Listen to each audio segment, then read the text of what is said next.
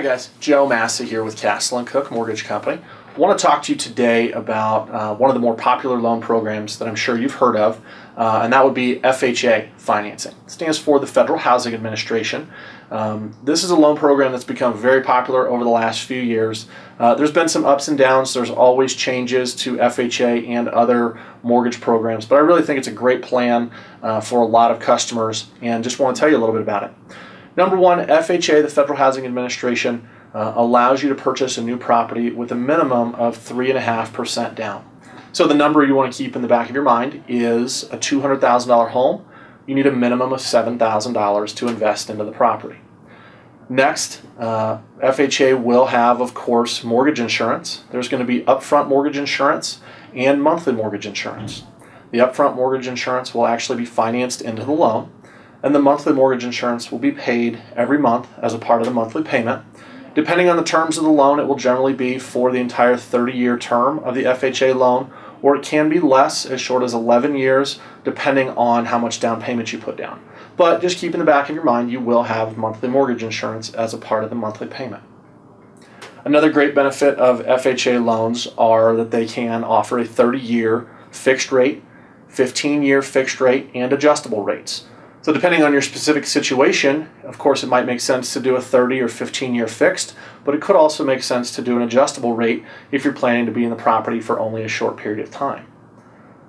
Next big thing about FHA is it offers low credit scores. You can go down to a 620 credit score with our FHA programs. Sometimes, a lot of lenders could have a 680, 660, or 640 requirement. We try to be very flexible with our FHA buyers, and will allow you to go down to a 620 credit score.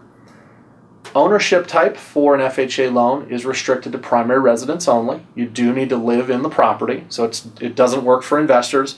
But if you're planning to purchase a home, whether it's your first home or a new home that you're moving into, even if you've owned a home before, FHA might be very beneficial for you.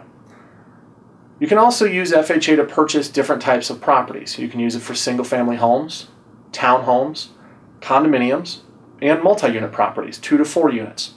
Now the big question I always get is, Joe, you just said that you have to live in the property. How can I buy a multi-unit property with FHA? Well, here's a great plan for beginning real estate investors. You could buy a 2, 3, or 4 unit property. As long as you live in one of the units, you can qualify for FHA financing with a minimum of 5% down.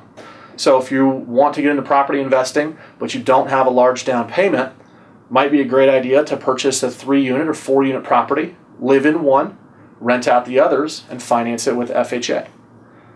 Maximum loan amounts here in the Denver metro area for a single-family residence, townhome, or condo would be $406,250. So $406,250.